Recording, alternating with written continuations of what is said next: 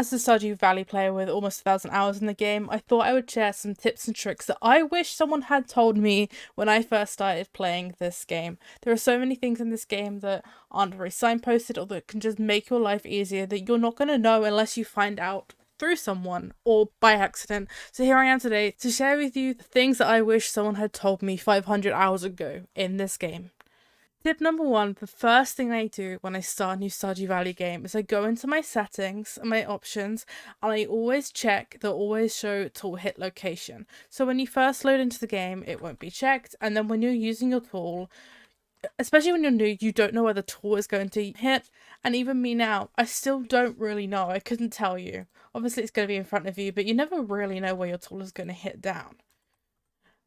So by activating this, a little red square pops up when you're using your tool, which shows you what exact square that your tool is going to use. This is very helpful for especially watering crops, but it's useful for anything, so you're not wasting energy by hitting the wrong things all the time, which I still do, even with this selected, so can you imagine how I would be without it? Now, unironically, one of my favourite things to do in this game, and my second tip, is to do with these trash bins. Always check your trash bins. There was nothing in that one, but you never know what you're going to find. I found diamonds, I have found gold bars, loads of food that you can then give out as gifts. There are so many helpful things in this trash bin, and even the rubbish that comes out, for example, the CDs and the glasses, you can use them in the recycling machines to make more useful materials. There's also a small chance each time you check a trash bin that you will get my favourite item in the game, the trash bin hat. Or is this actually called the garbage hat? And I love this hat so much. I love it so much. Look how great it looks. So if you want this hat and you want some really cool items for free, make sure you are checking your trash bins.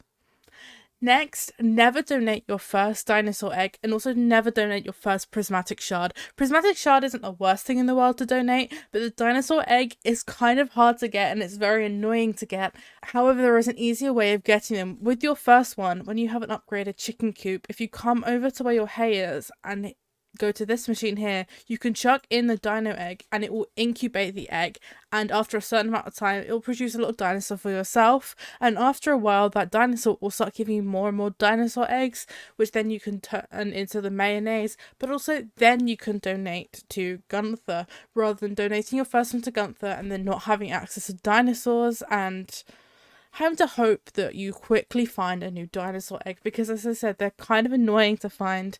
They have a small percentage of chance, so it's just so much easier to take your first one and incubate it, and then you can have a never-ending supply.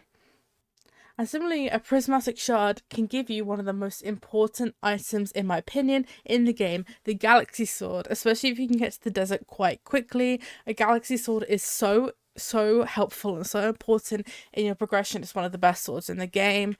I would say it is the best sword in the game, and you want to get it as early as possible. Prismatic shards are also extremely rare to get, especially early game. So your first one, you get that galaxy sword, it's going to help you in the skull caverns, and it's going to mean you're going to go down faster in the skull caverns and increase your likelihood of getting more.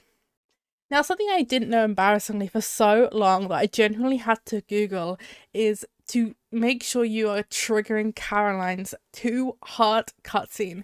Now, to get 100% this game, you have to craft every item and etc. etc.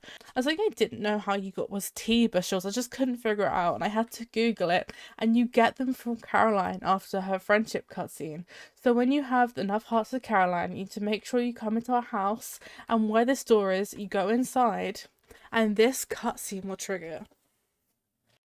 And then after you've had this cutscene, the next day in the mail, you'll receive the recipe for a tea sapling. I include this in this tips video because I think it's something that is genuinely so easy to miss. It's not necessarily a tip, but just remember that there are certain things you have to do to trigger certain things. This being one of them. Who knows that this room exists? And to be honest, who would think about going into that room normally? You know? But yeah, make sure you go into Caroline's room after you've become like 2-star friends with her, 2-heart friends with her. Now, another tip that I didn't know for a while, and a lot of people I actually don't think know, I think it kind of just brushes past a lot of people, is that if you have really low health and you have low energy, for example, you pass that in the mines, it's really early in the day, or you're like beginning middle-ish game and you've just used your energy to cut down trees and plant things, if you come into the bathhouse with your character, come all the way around,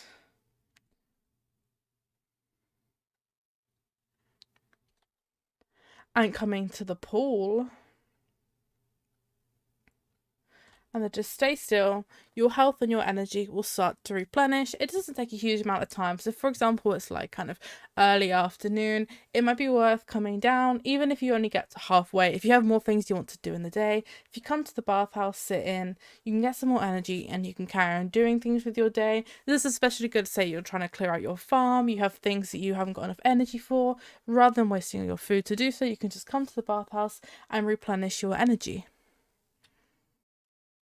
Another tip that I didn't know for quite a while is that if you put grass starters under your fence, they basically become like infinite energy sources and food sources for your animals. So I'll put some grass down and then line it with little square fences. You can just do one or two fences, but say I want to do it as this little square. Now, the grass that is under these fences will be consumed by the animals, but it won't disappear from the screen, if that makes sense. As in, it won't be like actually consumed. So when they normally will eat grass, a little bit of the grass will go when it gets consumed, but it won't be the case if it's under these fences. And this gives you kind of like a little infinite supply source. It's obviously not going to be enough to feed all of the animals on your farm, but if you have other grass lying around and you let them out, it will significantly reduce the amount of hay that is being consumed, which means it's easier to keep and store hay and you're less likely to run out, say, over winter because you're using less throughout the year. Now, something I genuinely didn't know until recently is that the quality of your product does not influence the price of an artisan good, which sounds silly on my part. I should have known that. However, I said whatever you put in doesn't actually influence the price. For example, this silver egg is going to make the same product that's going to sell for the same cost as this iridium egg. So that could be something to think about early game. For me, that personally doesn't really affect too much. I still will use all of my products to make the artisan goods. But for example, early game, say you only have one mayonnaise machine, and say you want to sell some and you want to keep some, if you sell the iridium quality eggs and use the lower quality eggs to make the artisan goods, you're going to be making more money than if you do it the other way around. So it's something to think of when you are making any sort of artisan good. And that also applies for cheese, it also applies for crops that are going into kegs and preserve jars, etc., etc. And finally, save your tree saplings for when you have your greenhouse built. This is one of my most important tips. You can put trees in your greenhouse. Likewise, you can put them over on Ginger Island, and if you put them over on Ginger Island, they will grow all year round because everything grows all year round on Ginger Island. Once you have your greenhouse, you can plant your trees in here. The only exception will be, say, you need something for one of the bundles. So example, apples, you could probably plant an apple tree. However, I personally would just wait until you have your greenhouse. The good thing about this too is that you can't plant a tree in a place that it won't grow. So for example, I wanted to put it here, it will tell me it's too close to another tree, but I could plant it here and then grow all the way around with my trees, and then you have all your fruit trees that are going to grow all year round in one place. There's just a few tips that I have learned and picked up over my hours of Stardew Valley. There are so many more. So I'll make another part of this and we'll go through some more. If you have any really good ones, leave them in the comment below and I might include it in the next one, or we can just share our knowledge with each other. But I hope you enjoyed. These kind of tips can really just make your life a lot easier. So I hope you've learned something, whether you're new to the game, whether you're not new to the game, because this kind of thing really makes your life so much easier. Trust me, in the long run. But I hope you enjoyed and I'll see you in the next one.